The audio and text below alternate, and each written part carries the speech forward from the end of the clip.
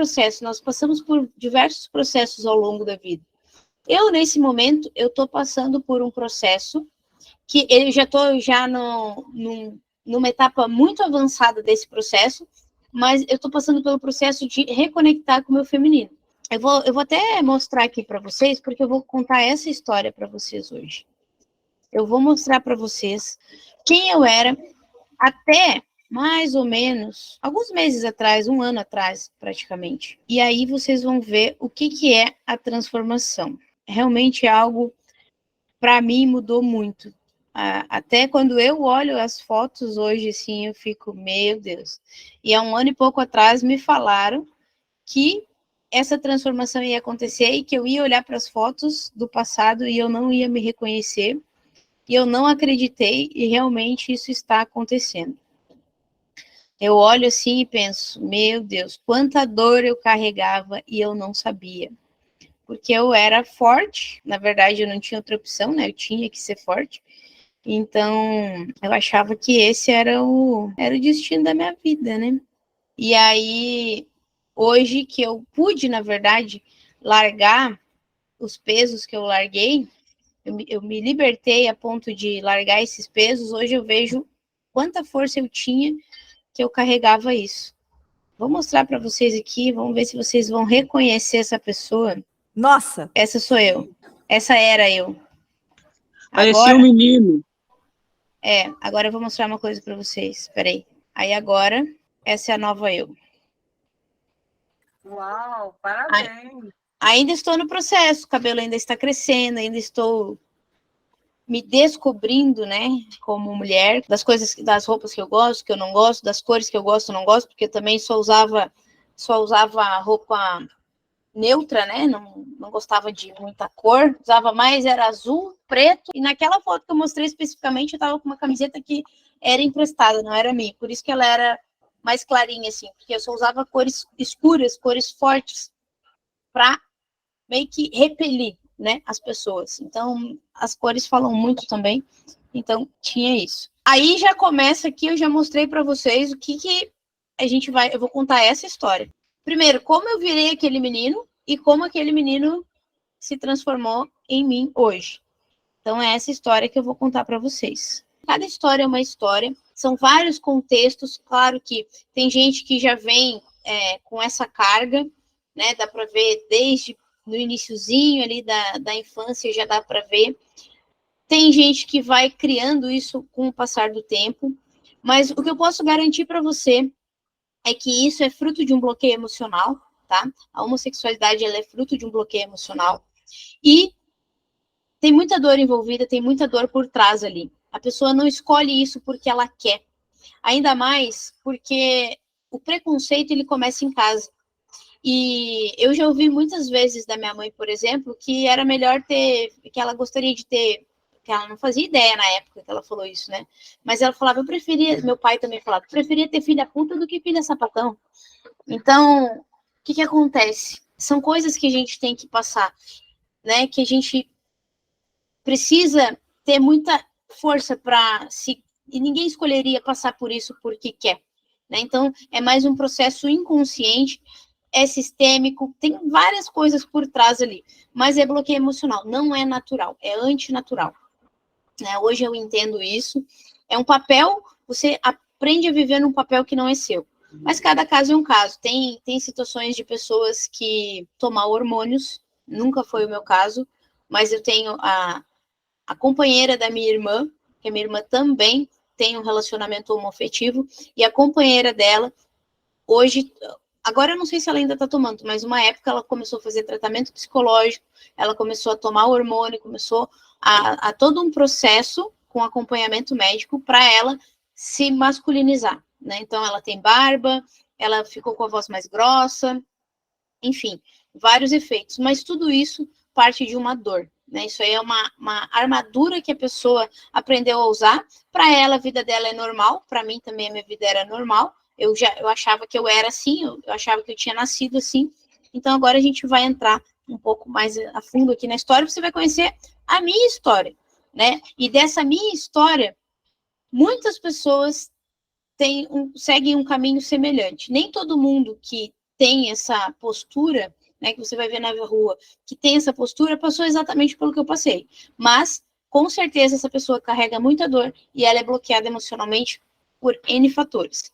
Então, hoje eu vou compartilhar minha história. E eu quero fazer só um adendo, que a gente fala muito de desbloqueio, né, e de, um assunto muito em alta é perdão, e tudo isso que a Brenda vai compartilhar aqui, eu tenho certeza que são feridas que elas já foram superadas, né, e isso é muito importante, porque muitas vezes a gente confunde e a gente não quer compartilhar algo. Olha a grandiosidade do que ela está compartilhando, né, é algo muito profundo, é algo muito pessoal, não é algo que ela precisaria estar fazendo, né?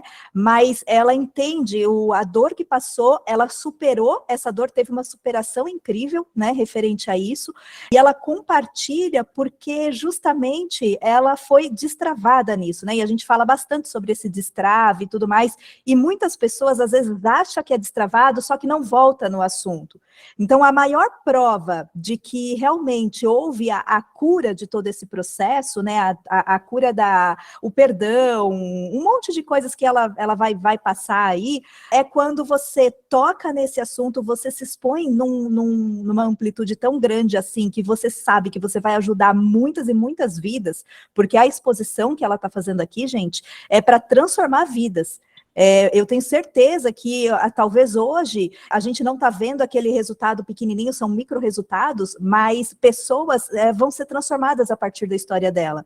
E por ela compartilhar, é sinal de que realmente, de uma forma até leve, eu vejo que ela compartilha de forma leve, não é pesado para ela.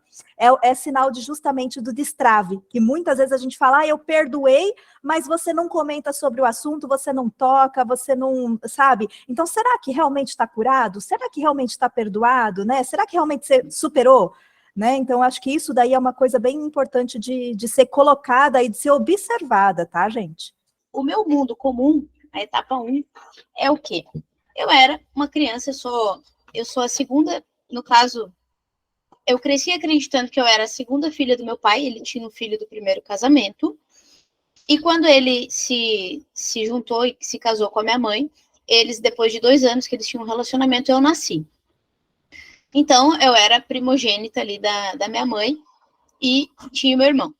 Quando eu tinha... Só que o meu irmão, épocas morava comigo, épocas morava com a mãe dele, mas ele passou mais tempo morando com a mãe dele do que com a gente, lá com meu pai e tal.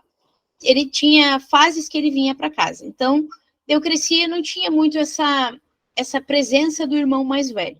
Então, eu sempre fui, desde que a minha irmã nasceu, quando eu tinha 5 para 6 anos mais ou menos, desde que ela nasceu, eu me sentia a irmã mais velha. Apesar de eu ter um irmão e saber e conviver de certa forma com ele, mas eu não sentia que eu tinha esse irmão mais velho, porque ele não convivia 24 horas todos os dias da vida com a gente. E aí a minha irmã nasceu, eu tinha 6 anos de idade, e quando ela nasceu, minha irmã devia ter umas 2 semanas de vida, minha mãe tinha acabado de se recuperar da cesariana, e o meu pai ficou doente.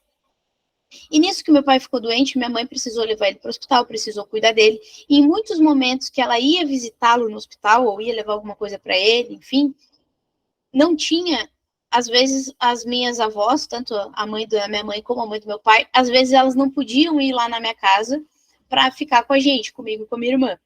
E algumas vezes a minha mãe teve que nos deixar sozinha, eu tinha praticamente 6 anos de idade, e a minha irmãzinha tinha 2 semanas de vida, mais ou menos, e em algumas vezes a minha mãe precisou deixar ela sozinha. Tem até algumas situações engraçadas, que um dia minha mãe chegou e eu tinha descoberto por que bebê não ficava em pé.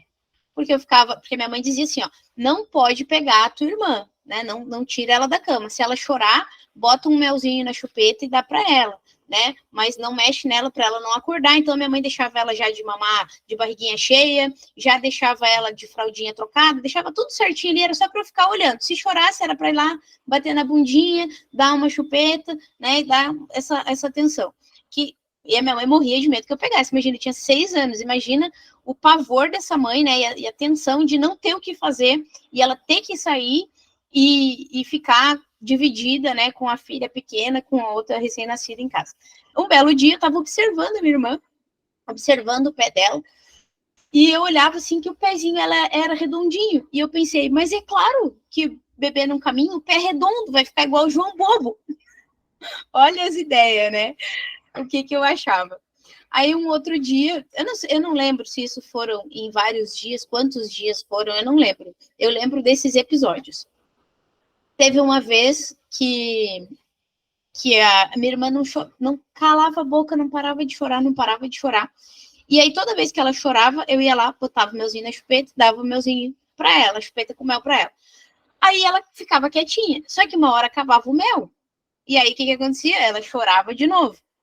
E eu lá já estava apavorada, não sabia o que fazer.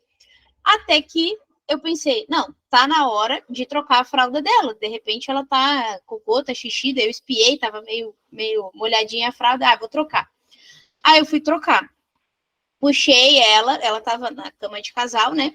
Deitada imagina que aqui é a cama, ela tava assim, né, com a cabeça para cá da cama. Aí eu puxei ela um pouquinho mais para a borda da cama. Aí abri a roupinha, aí tirei a fralda dela. Já tinha pego a outra fralda descartável e tal. Aí peguei hipoglose lá em cima e desci, aquelas coisas todas. Eu via minha mãe fazer, né? Eu não brincava de boneca, mas eu via minha mãe fazer, eu fui fazer também. Aí fiz tudo. Aí fui botar a fralda, levantei as perninhas dela, botei a fralda ali, né? Fui fechar a fralda, cadê a fita? Não tinha fita naquela fralda. E eu pensava, meu Deus, e agora como é que eu faço? Porque eu não posso largar ela aqui, porque eu achava que ela estava na beira da cama. Ela pode cair. E eu tinha que pegar a tal da a fita crepe lá, que botava nas faixas de umbigo antigamente. Eu pegar a fita para colar aquela fralda, porque eu achava que fralda estava caro. Olha as crenças que a gente vai repetindo as escassez do pai, né? Fralda descartável. É caro, não posso desperdiçar, vou usar essa aqui mesmo. Beleza, tanto foi, eu não sabia o que fazer. Nessa hora, minha mãe, graças a Deus, ela chegou. Eu falei, ai, mãe, tava aqui, mas essa fralda veio com defeito. Aí, quando ela foi ver, o que aconteceu? Eu tinha botado a parte de trás para frente e a parte de frente para trás. Então, é óbvio que não tinha fitinha ali para colar, porque eu tinha botado a fralda invertida. E aí, por que eu estou contando isso? Porque, ao longo dessas experiências, isso foi me dando um sentido de que, quando eu era boazinha, eu obedecia a mamãe, eu era responsável e eu ajudava a minha mãe com aquilo que ela precisava, eu era reconhecida. Porque eu ouvia ela repetir essa história várias e várias vezes. Orgulhosa de mim, de eu ter tomado a iniciativa, de eu ter ido fazer, porque eu só tinha 6 anos. Então, toda essa situação, isso inflava, eu me sentia vista, eu me sentia amada, eu me sentia reconhecida pela minha mãe. Logo, eu fui desenvolvendo isso. Anos depois, né, vim descobrir que isso era sintoma, né, reflexo de dependência emocional. Foi aí que a dependência emocional começou a ser instalada. O que é dependência emocional? É um distúrbio de prioridade, onde você faz o que os outros esperam de você, ou aquilo que você acredita que os outros esperam de você, para você receber uma recompensa. No meu caso, eu fazia o que a minha mãe mandava, eu fazia aquilo que ela esperava, ainda fazia além do que ela esperava de mim. No caso, ela mandou só dar o melzinho na chupeta para a criança. Mas eu fui lá e fiz além daquilo. E quando eu fiz além daquilo, que foi tomar iniciativa para trocar uma fralda para resolver um problema, eu fui mais reconhecida ainda, porque eu fui além da minha capacidade. Então, isso tudo foi moldando a minha mente e a minha forma de ver o mundo. E isso vai fazer sentido mais lá na frente. E aí, o que acontece? Ao longo da vida, isso aí eu tinha 6 anos, até os 7 anos, mais ou menos, o que acontece até os 7, 8 anos, é o padrão que vai determinar o seu comportamento no futuro. E o que você aprende nessa idade, você vai só absorvendo informação, né? Muitas vezes inconsciente, mas depois você vai replicando aquilo de modo automático durante a vida. Então, até os 8 anos você recebe aquela programação, recebe, e depois você vai repetindo esse comportamento em todas as outras relações. Porque como a gente enxerga o pai, a gente enxerga o masculino e se relaciona com o masculino, e como a gente enxerga a mãe, a gente enxerga o feminino e se relaciona com o feminino. Como a gente se relaciona com a nossa mãe, a gente se relaciona com as outras mulheres no mundo. E com o pai é a mesma coisa. E quando a gente entende que a gente precisa se comportar de uma determinada maneira para receber aquilo que a gente gostaria, a gente acaba repetindo esse padrão em todas as outras relações também. Então, o que acontece? Criou um padrão, criou-se, então, um dos padrões da programação que eu recebi é que, quando eu atendo a expectativa do outro, eu sou reconhecida.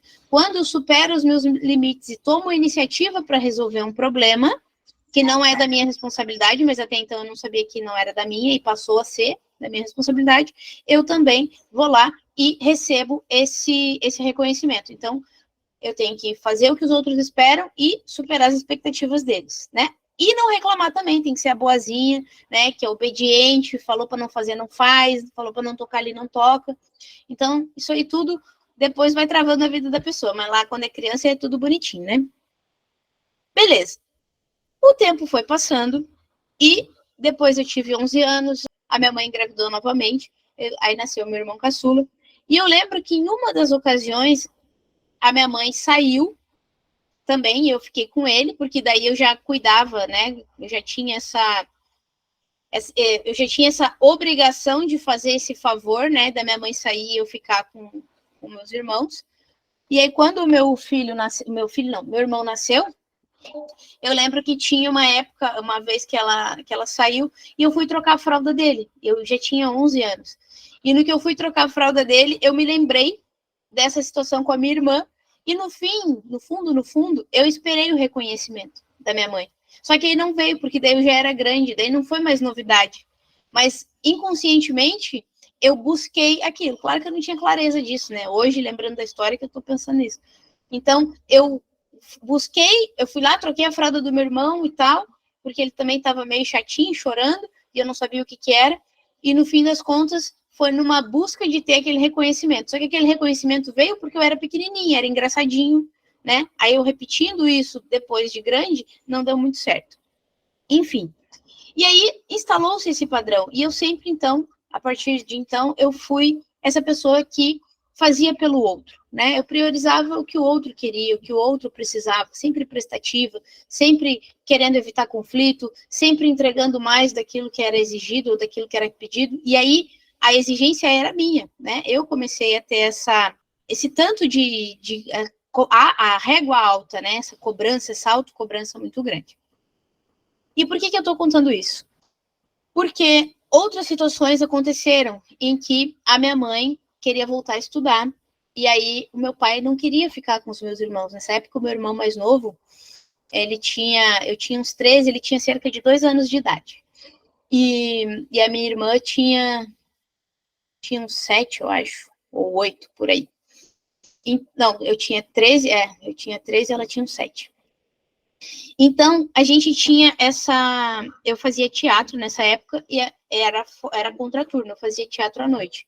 E a minha mãe queria voltar a estudar. E o meu pai não queria ficar com os meus irmãos. Sabe aquela picuinha para não querer que a minha mãe, eles não estavam muito bem, e daí ele não queria dar o braço a torcer, eu não queria que minha mãe se libertasse, né, não avançasse, enfim, as questões deles lá. E aí a minha mãe jogou, mesmo que sem a intenção, mas ela jogou para mim a responsabilidade de, poxa, eu não posso contar com ninguém, eu só posso contar contigo. Então, o que aconteceu? Eu larguei o teatro para poder ficar com os meus irmãos, para ela poder estudar. E eu tinha uma visão de que a minha mãe era frágil. Por quê? Porque eu via a minha mãe chorando, eu via a minha mãe triste. Não foi a vida inteira, mas em alguns momentos que foi bem marcante para mim. Eu via minha mãe triste, minha mãe chorando. Aí tudo que ela queria, ela trabalhou algumas épocas, né, na minha infância, assim, era uma época ou outra que ela trabalhava, porque na maior parte do tempo ela ficava com a gente. Então, e quando ela trabalhou, muitas vezes ela trabalhou em casa também. Então eu via que sempre que era algo do financeiro, tinha que pedir para o meu pai. Ou quando era algo de casa, arrumar um fio, ou trocar o chuveiro, ou arrumar um negócio que tinha dado errado, encanamento, sei lá, essas coisas assim de casa, né? Ela pedia para o meu pai, e se ele tivesse de bom humor, ele fazia, mas se ele não tivesse de bom humor, ficava lá até sabe-se lá quando, dependendo, esperando da boa vontade da beleza, como minha mãe falava, né? E aí, o que aconteceu? Começou, então, a criar em mim essa visão de que mulher é frágil e de que não posso confiar nos homens, não posso contar com os homens, porque na hora que eu preciso, o homem me deixa na mão. Ou eu tenho que ficar esperando ou implorando por ele. Então, eu não queria nem ser frágil e também não queria ficar dependendo dos outros, esperando pelo outro, muito menos implorando alguma coisa para alguém. Então, aí que começou essa visão realmente distorcida do feminino e do masculino. E eu comecei, inconscientemente, aos pouquinhos, pegar e assumir esse papel de masculino. Eu não tinha tanta essa, como vocês viram na foto, né? Eu não tinha tanto cabelo cortado na época. Foi um processo gradativo e sutil que foi acontecendo aos poucos. Eu era uma criança comum, tive essa visão, comecei a ter essa visão, né? Essas experiências me fizeram que eu tivesse essa visão, e a partir dessa visão, o meu comportamento começou a ser alterado. Então, eu estava lá com meus 13 anos, deixei o teatro para cuidar dos meus irmãos, para ter aquele reconhecimento da minha mãe, para eu ser importante para ela, né? Então, como que eu vou dizer não para minha mãe? Primeiro que já tinha aquela sensação de que eu era obrigada a fazer favor, né? Eu já tinha aquele sentimento de que eu não tinha opção de dizer não, né? Então, começou aí. Com 16 anos de idade, eu senti a atração pela primeira menina. Foi a primeira vez que eu quis beijar uma menina. Algumas coisas aconteceram, acabei beijando essa menina aí. Só que, depois que eu beijei essa menina, acabei conhecendo outra, e aí tive um envolvimento com essa outra, e aí essa outra... Só que na minha cabeça era, não, é só beijo, assim, beijar é tudo igual, né? Homem, mulher, tanto faz, é só um beijo, só quero beijar e tal. E eu me contava essa história, porque eu estava em fase de negação. Aí entrei em negação, daí tive aquele envolvimento com ela, aí aquilo por uns 2, 3 meses foi lindo, maravilhoso, até que, em um determinado momento, aquilo acabou, e aí despertou várias outras dores em mim, eu era muito carente, enfim, mas por que aquilo me preenchia, né, nesse tempo que eu tive foi o meu primeiro amor homoafetivo, digamos assim. Por que isso me preenchia? Porque ela era minha amiga, e todo dia a gente trabalhava junto, então todo dia, só que eu trabalhava numa lotérica nessa época, e a gente trabalhava em filiais diferentes, mas todo dia a gente se encontrava, porque era meio próximo, e a gente se encontrava na hora do almoço, daí a gente dava uma volta, aí a gente conversava, então eu tinha alguém para conversar, eu queria mais uma amizade do que outra coisa, e acabou rolando isso, né, e bem numa fase ali dos hormônios e tudo mais, então tinha também esse carinho, esse momento mais romântico que não vinha dos meninos, né? Eu não tinha essa coisa com os meninos, porque eu também me sentia a patinha feia, né? Então eu sofria bullying, então eu achava que os meninos não iam se interessar por mim. Então eu tinha ali naquela minha amiga tudo que eu tinha amizade, tinha ali o interesse dela por mim, e aí tinha aquele relacionamento, então tudo foi lindo, maravilhoso, se encaixou, né? Só que não, né? Mas enfim. E aí quando acabou esse relacionamento, né, que foi um namorinho ali, o que acontece? Quando acabou esse relacionamento, veio a tristeza, veio um monte de situação, né? Me senti abandonada.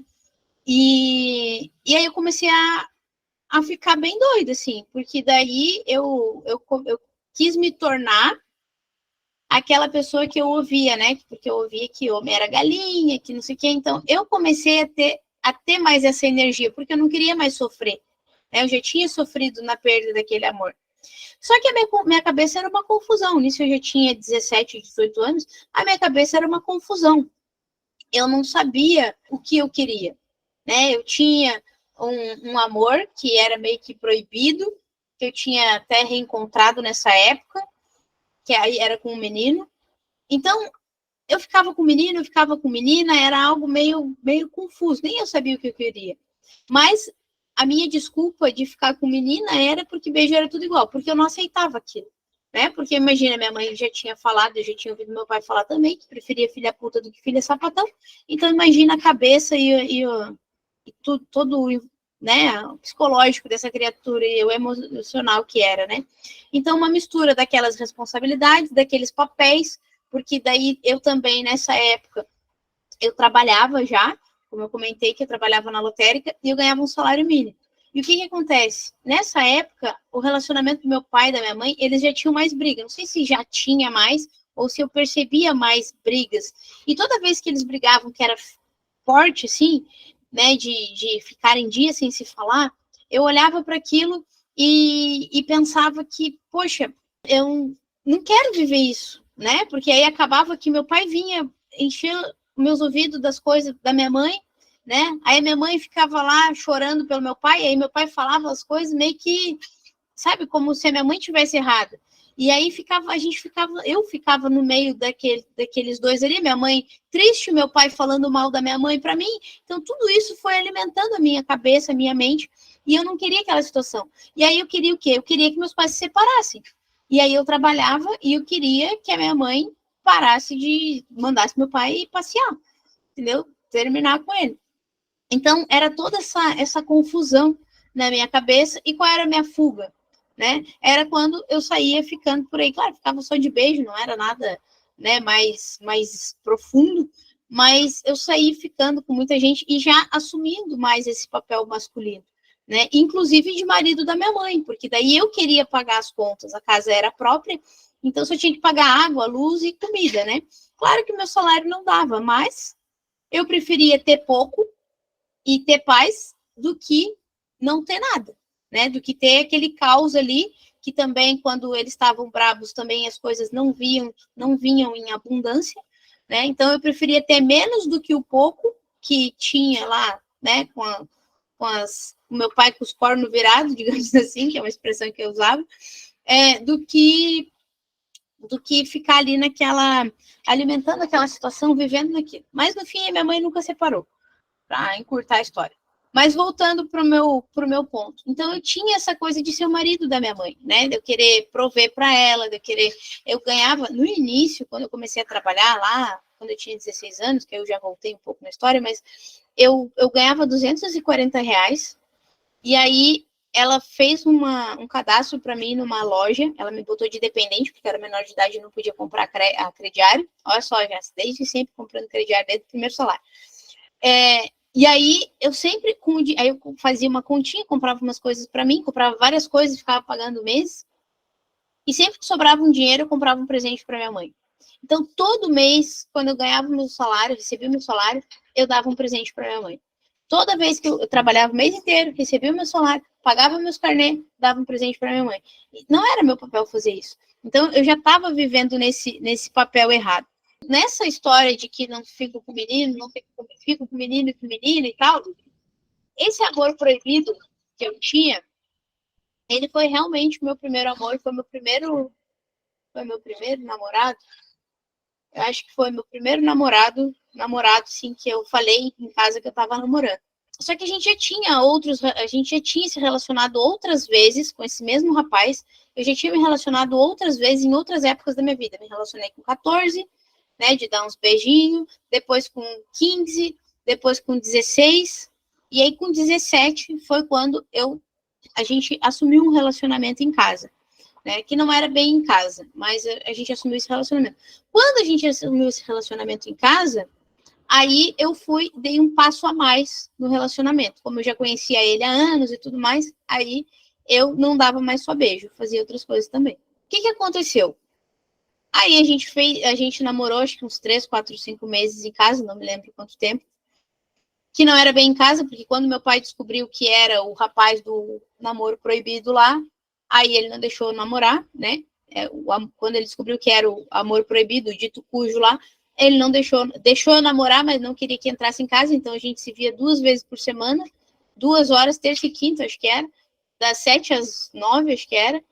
E a gente ficava na frente de casa só, né? Sentadinha ali na calçada, ali na porta de casa ou no banco do canteiro que tinha do outro lado da rua. Beleza. Aí acabou o nosso relacionamento, porque ele desapareceu. Olha só a vida dando sinais. E aí eu comecei a ficar mais com meninas depois disso. Só que quando eu tinha 18 para 19 anos, a gente se reencontrou. E aí o que aconteceu? A gente se reencontrou, como eu só tinha feito com ele, né? A gente estava de boa de novo, a gente se via assim, não tinha nenhum compromisso sério, mas a gente se encontrava. Aí eu fazia outras coisas com ele, né? Beleza. Nesse de fugir, né? De dizer que vai para casa da amiga e ir para onde não deve, para casa do namoradinho, que não era nem namorado na época, eu engravidei. E no que eu engravidei, veio aquele medo. E agora? O que eu faço?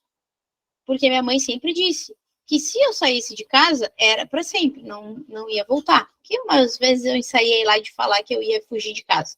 E ela falou, pode fugir. O dia que fugir, você vai ter que arcar com as consequências da sua fuga e eu não vou te aceitar mais dentro de casa. Então eu tinha esse receio de sair de casa por causa disso, que eu sabia que quando eu desse esse passo ia ser para sempre. E aí eu engravidei, o que eu ia fazer? Como que eu ia sair de casa? Eu já não confiava naquele rapaz, né? Que é o pai do meu filho. Eu não confiava nele, porque a gente nem estava tendo um relacionamento. Ele era o galinha, ele era o que não queria compromisso sério, ele era um monte de coisa na minha cabeça. Ele era o que tinha me deixado lá, que a gente, quando assumiu o namoro, ele ficou lá um tempo e depois ele sumiu sem nem dar sinal de vida. Então, já tinha um monte de situação para eu não confiar nele. E aí, o que aconteceu quando eu contei que eu estava grávida? 3 dias depois, 3 dias ele estava lá, não, conte comigo, vamos se juntar, vamos morar junto. Eu falei, mas rapaz, como que eu vou morar com você? Como que eu vou sair da casa da minha mãe para morar com você se não vai dar conta, gente, nem dá certo, eu falava para ele. Porque eu não queria um relacionamento mesmo. E com ele eu era muito explosiva e ele era muito calmo. E ele era calmo demais, daí eu ficava discutindo sozinha, era complicado tudo, não dava certo para mim. Aí, beleza, 3 dias depois ele desapareceu. Desapareceu real oficial. E aí eu entrei nesse medo do que eu vou fazer agora. Porque meu pai, eu cresci ouvindo que meu pai nunca ia aceitar a filha grávida, muito menos mãe solteira, e toda aquela história. E aí eu escondi minha gestação durante 7 meses. Durante 7 meses morando com meu pai, com minha mãe, com meus irmãos na mesma casa. Eu usava roupas maiores do que como eu trabalhava, eu passava praticamente o dia inteiro fora. Quando eu estava em casa, eu estava sempre encolhida, né, com as roupas maiores para esconder aquela barriga. Não ficava muito perto do meu pai, porque eu não queria que ele visse aquilo, já não tinha mais tanto contato com meu pai. Até que com 7 meses teve que ser contado, né? Nisso a minha mãe já sabia. Minha mãe, eu contei para uma amiga minha amiga contou para minha mãe, só fui saber anos depois. Minha mãe disse que tinha sonhado e eu acreditei. E na época, com medo, eu tentei abortar, tomei chá, tomei remédio, um monte de coisa para abortar, não consegui, e graças a Deus. E aí eu sei que eu escondi até o 7, e depois que eu escondi até o 7ª hora, teve que contar. Aí a minha mãe contou pro meu pai, aí todo um preparo, porque daí o meu tio sabia também que estava ajudando para como vai preparar o meu pai para poder contar, tinha todo um esquema lá, tudo ilusão da cabeça, o que o medo não faz com a gente, né?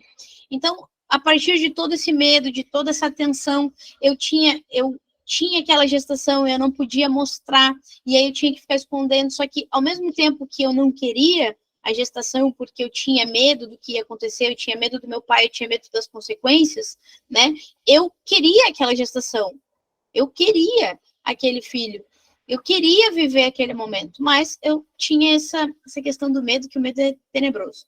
Todo mundo estava esperando, porque a minha mãe dizia que ela tinha medo, eu tenho medo que teu pai te bata até você perder essa criança e tal. Então, era por isso que eu não tinha essa coragem para contar, porque foi alimentado um medo dentro de mim.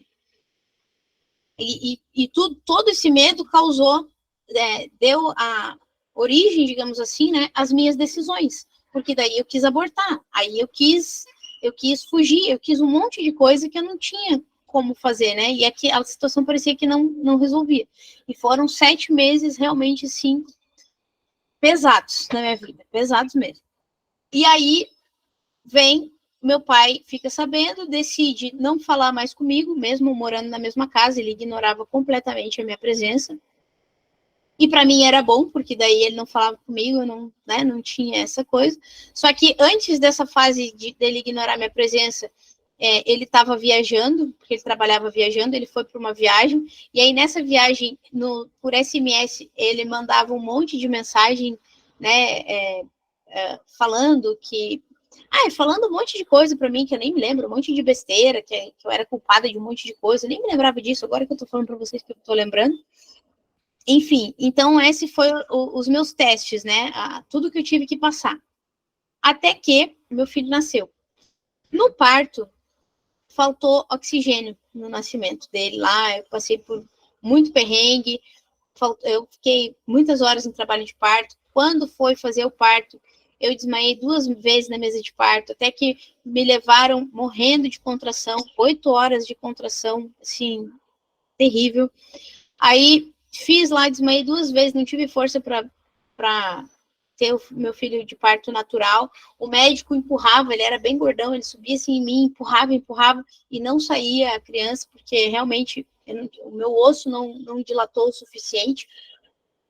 Ou sei lá o que aconteceu, eu sei que o médico queria tirar meu filho a fórceps, porque ele era residente, aí a doutora plantonista não deixou, que estava regendo ali o plantão, não deixou, me fizeram uma cesárea de emergência. No que me fizeram essa cesárea de emergência, meu filho não chorou, aí o médico, em vez, quando a criança nasce, tem que aspirar uma meleca que tem na criança, né, placenta, sei lá o que é a meleca lá que tem que aspirar, e como ele tinha nascido em sofrimento fetal, tinha que botar oxigênio. Ainda trocaram os tubos, onde tinha que aspirar, estava saindo oxigênio, onde tinha que entrar oxigênio, estava aspirando, o que agravou o caso dele.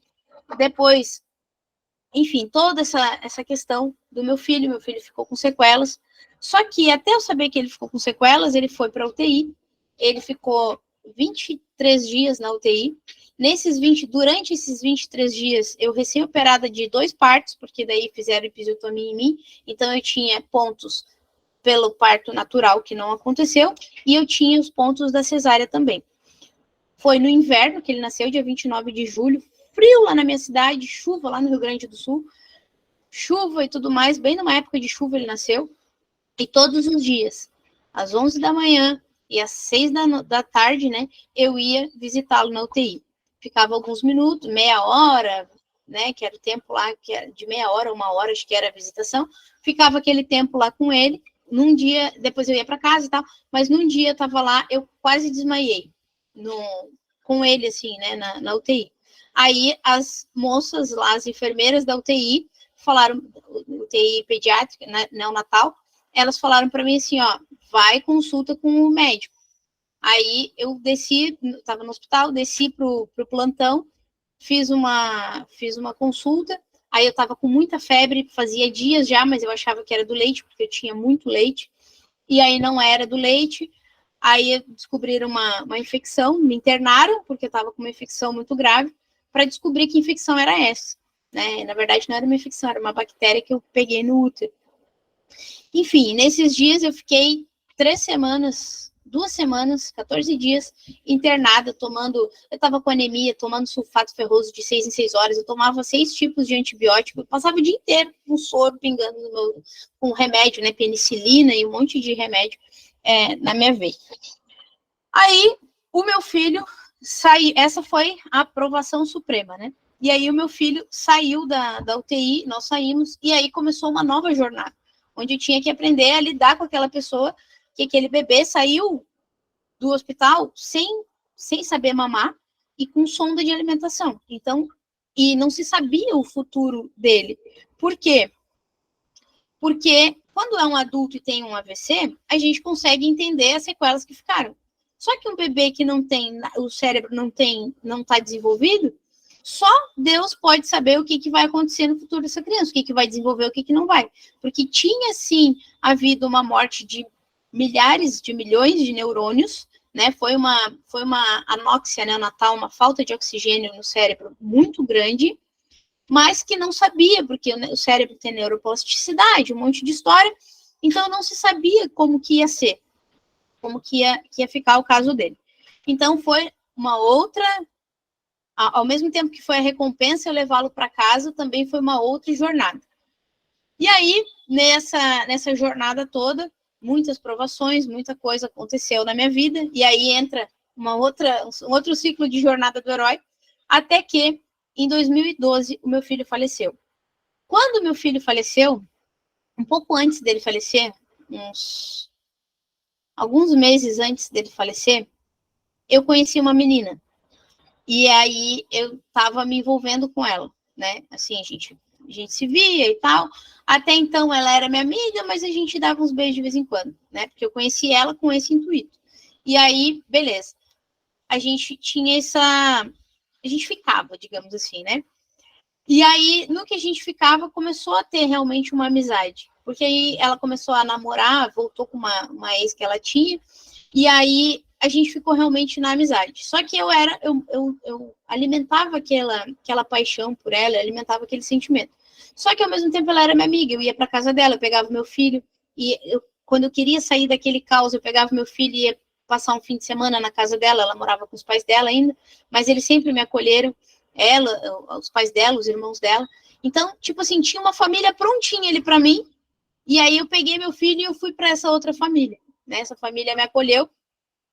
E no que eu fui para essa família, eu saí de casa na véspera do Natal, dia 24 de dezembro de 2011, eu saí de casa. E aí, quando foi em 2012, dia 6 de fevereiro de 2012, o meu filho faleceu. Nisso que o meu filho faleceu, eu assumi ainda mais essa postura masculina. Eu já vinha cortando o cabelo, era tanto peso, tanta dor emocional que eu estava carregando. Eu vou até mostrar aqui para vocês. Eu vou mostrar uma foto dessa época aqui, vou mostrar o meu filho para vocês. Amiga, ele tinha quantos aninhos ali? Quando ele faleceu, ele tinha 4,5. Eu vou mostrar para vocês aqui, porque parte essa história eu conto em uma das minhas palestras. Deixa eu abrir aqui. Você já fez um livro dessa sua história? Não. Na verdade, eu tenho o livro pronto, mas não digitei ele ainda. Tem ele só na minha cabeça. Tá abrindo aqui, eu já vou mostrar para vocês umas fotos. Não, sabe o que que é? É que é muito interessante você contar a história e você depois ver ela materializada em palavras, amiga, porque a sua história ela tem um peso, uma riqueza muito grande. E você dá os loopings nela, sabe? Porque ela não tem uma jornada só, sabe? Elas são várias jornadas, é uma jornada dentro da outra. Esses loopings é muito interessante, sabe? E assim, tudo é que, na verdade, todas as histórias na vida se conectam, né? Sim. Porque eu tô contando do meu filho, nem era o.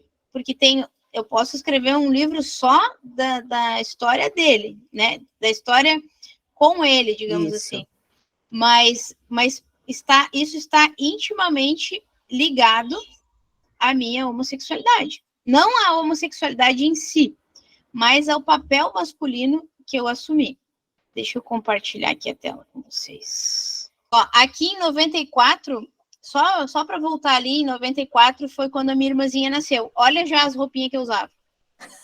Em 92, eu me lembro que esse vestido me pinicou pra caramba e eu odiava ele. Eu só usei porque ele era uma fantasia de carnaval. E aí, o que acontece? Para mim, um outro ponto, né, é que ser mulher era desconfortável, porque pinicava, por exemplo, né? Aí aqui, olha esse aqui é em 2001 é o meu irmãozinho com 2 aninhos, que era o irmãozinho lá, que nasceu quando eu tinha 11, ali eu tinha 13 anos. Aí aqui, então, eu sempre buscando esse ser o mais masculina, né? Aí aqui nos meus 15 anos eu fui obrigada a usar vestido. Em 2007, essa foto do meio foi quando meu filho nasceu, aí foi o batizado dele, na verdade ele já tinha saído do hospital e tudo, aqui já foi o batizado dele. Aqui nessa primeira foto, nessa última foto que diz 2008, foi o aniversário dele de primeiro aninho. Aí eu quero mostrar uma coisa para vocês, reparem na blusinha, né? Na blusinha dessa que eu estou vestindo. E olha a minha diferença. Vocês veem meu mouse? Tô. Olha a diferença, a espessura desse rosto aqui com 15 e esse aqui com 20 anos. Olha aqui que aqui já tá mais redondo. Olha aqui, eu era magrinha, a roupa tá grande em mim. Olha aqui os ossos aqui, ó. Aqui já tem um. Aí o que acontece? Aqui meu filho tava com 1 ano. Os problemas estavam começando a aparecer. Aí aqui eu já tô bem mais gorda. Aí ó, o excesso de peso já começa a cumprir uma função na minha vida. O olhar já mais pesado, já mais caído. Aí aqui o meu filho, nessas fotos não dá para ver, mas aqui ó, ele tinha sequelas, só que nas fotos aqui eram as fotos que ele ficava bonitinho, né? Se vocês repararem, era as roupas tudo igual. 2008, 2009, 10 e 11 era a única vez no ano que eu tirava essa roupa do armário, né? Porque É isso que eu ia perguntar, por que tudo porque era minha roupa de menina. Ai, em meu festas Deus. e ocasiões especiais, eu tinha que me vestir de menina, Natal, Ano Novo, aniversário, entende? Entendi. E aí, aqui o peso, aqui eu já bem acima do peso, né? o peso, eu gorda, e o peso emocional que eu carregava, que o olhar já não tinha mais brilho, né? Já era aquela cara de desanimada. Aí aqui com meu filho, aqui nos 3 anos dele, e aqui o último aniversário. Aqui meu cabelo já estava bem mais curto, já estava bem mais nessa postura do masculino. Nessa época aqui, nos 3 anos dele, eu tinha um namorado. Eu estava namorando em casa, até o rapaz me ajudou muito nesse aniversário aqui, mas não fluiu. E aí aqui nesse último aqui, eu já estava solteira, não queria mais saber de nada. Aqui eu já ficava com meninas, mais frequentemente, né? Aí aqui sou eu, ó, aqui após o falecimento do meu filho, aqui quando eu cheguei em Balneário Camboriú, olha o tamanho que eu estava, e aqui a armadura, né? Eu estava real, oficial, com a armadura vestida aqui, até 2018. O que eu queria trazer para vocês isso aqui, para mostrar os pesos que eu fui absorvendo na vida, né, e os pesos que eu fui carregando, e como isso refletia também em mim. Então, quando meu filho faleceu em 2012, aí eu não tinha mais que ser mulher. Eu não precisava mais, porque até então eu era mãe do Cauã. Então, de certa forma, eu tinha aquele peso para carregar, né, aquela eu não podia ser tão masculina. Eu não podia ser tão masculina, porque eu era mãe, não era pai. Apesar de exercer o papel de pai e não de mãe, eu era. Porque eu nem pude exercer meu papel de mãe, porque eu não pude nem dar leite pro meu filho, amamentar. Por quê? Porque eu tinha muito leite, só que quando eu tomei antibiótico, meu leite secou um monte. E, além disso, quando meu filho saiu do hospital, ele saiu com sonda de alimentação. Então, ele não sabia sugar, ele não sabia mamar. Aí ficava horas pendurado ali no meu seio, eu querendo que ele sugasse, mas quando ele começava mais ou menos querer sugar, ele tinha que fazer muita força, só que ele não tinha força, porque ele não foi ensinado a deglutir. Então, o que acontece? Ele não sabia fazer esse movimento de sucção. Por isso que ele saiu com a sonda, porque isso não foi estimulado, porque era o tal do hospital amigo da criança e não podia dar chupeta. Então, ele perdeu esse instinto com o qual ele nasceu, porque ele ficou 23 dias sendo alimentado por sonda, sendo alimentado artificial, ou por soro, ou por sonda, então, sendo alimentado artificialmente. Então, a criança nasce com aquele instinto, se não é estimulado, você perde. E ainda mais com as sequelas que ele tinha ficado, então, nem o se alimentar, até a parte da alimentação, foi algo bem desafiador. No que o meu filho faleceu, meu cabelo, que já estava curto, ficou ainda mais curto, vocês viram ali, né, aquela foto ali, eu de boné e tudo. E aí foi onde eu vesti ainda mais aquela armadura. Por quê? Porque a armadura era a forma de eu me proteger, de eu proteger as minhas emoções.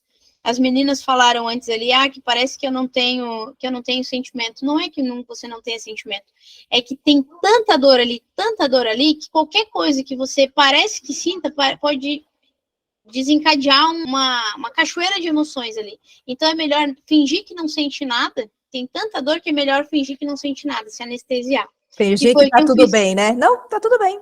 Exatamente. Tem nada acontecendo, tá tudo bem. E aí eu me anestesiei. E aí foi, ali eu já tinha voltado a fumar, que na verdade eu voltei a fumar cigarro eu fumava na minha adolescência, aí quando eu engravidei eu parei, porque eu passava mal, mas quando meu filho estava, acho que com 1 ano, por aí, eu voltei a fumar, e aí eu fumei até 5 anos atrás, até 2018. Então, essa fuga uma atrás da outra. Então, eu tinha esses hábitos mais masculinos, né? E aí eu virei realmente esse menino mesmo. E eu comecei a entender que aquilo era parte da minha essência.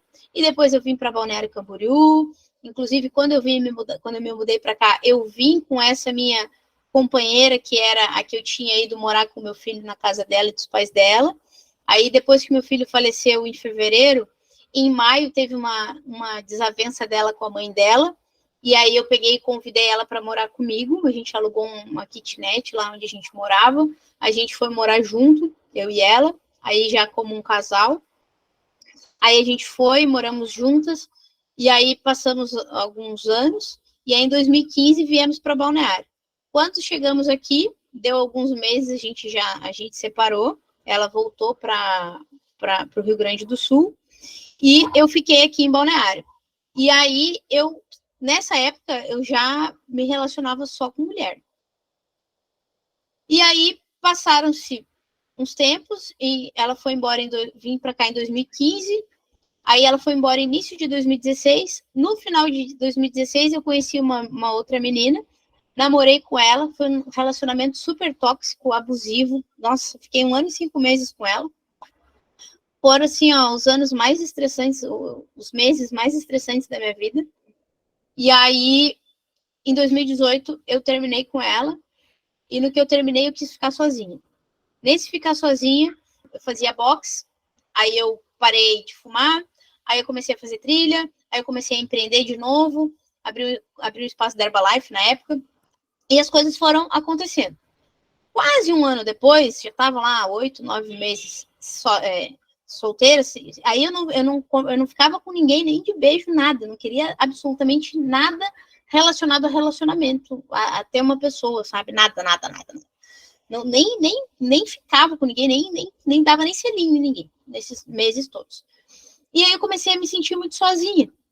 E aí começou a me dar aquela carência, né, de abraço. E aí eu comecei a entrar no Tinder, Badoo, esses aplicativos de relacionamento, eu tinha todos. Eu era tão fiel ali, porque eu só usava as versões gratuitas. De vez em quando eu botava uns créditos no Badoo. Até que um dia o Badoo me deu uma assinatura vitalícia.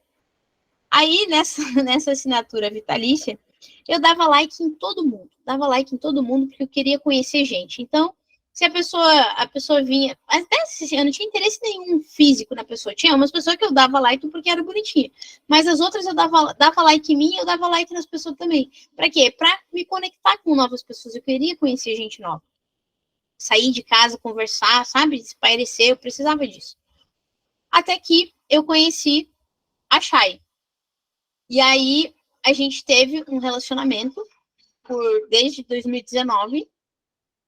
E aí, nesse relacionamento, foi onde... Foi assim, ó. Nisso eu já estava há 1 ano separada. Foi quando eu conheci a Chay. Até a gente realmente assumir um relacionamento.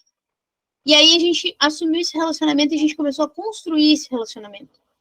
Um relacionamento baseado em confiança, em amizade, em conversa, em abertura, em compreensão, em amor, enfim. Um relacionamento completamente aberto na questão de sentimentos, né? Todos os sentimentos eram expressados, tinha espaço para falar, tinha compreensão, tinha acolhimento, tudo. E aí, eu dizia que era a perfeição para mim, porque na minha cabeça, eu não considerava meus relacionamentos com homens, né, que eu tive lá, o pai do meu filho, o outro namorado, e até a outra namoradinha, que foi meu primeiro amor, eu não considerava isso relacionamento. Eu considerava relacionamento com a Isa, com a Camila, e com a Chay depois, né? E eu pensava assim na minha cabeça, antes de conhecer a Chay, eu pensava, eu tive 2 relacionamentos, um que eu amei demais e não fui correspondida à altura, e outro que a menina era psicopata demais, ela me amava demais, mas eu não correspondia a ela, né, porque ela cobrava muito. Então, eu pensei, o terceiro relacionamento vai ser o último e definitivo para minha vida, porque eu quero um relacionamento onde as 2 pessoas vão se amar, as 2 pessoas vão conversar, e aí eu pegava as partes, e eu criei na minha cabeça, na minha mente, eu visualizei, fiz até uma lista do relacionamento que eu queria. Peguei todas as partes boas que eu tinha no relacionamento com a Isa, peguei as partes boas que eu tinha no relacionamento com a Camila e peguei mais coisas que faltavam nos 2 e criei o relacionamento ideal. Até que... Fez um projeto do relacionamento ideal, né? Sim, e da pessoa Só também. Faltou aplicar o marketing digital para encontrar. Aliás, aí foi no Badoo, né? Foi lá no aplicativo. É verdade. Ai, Deus do céu. E aí, nós nos conectamos e aí a gente começou a construir esse relacionamento. Quando foi? Isso em 2019. Quando foi no ano passado, eu tive essa clareza, uma pessoa abençoada veio e me falou que a homossexualidade era o fruto de um bloqueio. Que eu e a Chay, a gente era irmãs, a gente não era um casal. Só que é aquilo, né? A gente passa pela negação, não quer ouvir aquelas verdades que doem, né? Porque como que não vai ser o relacionamento perfeito, é a pessoa da minha vida.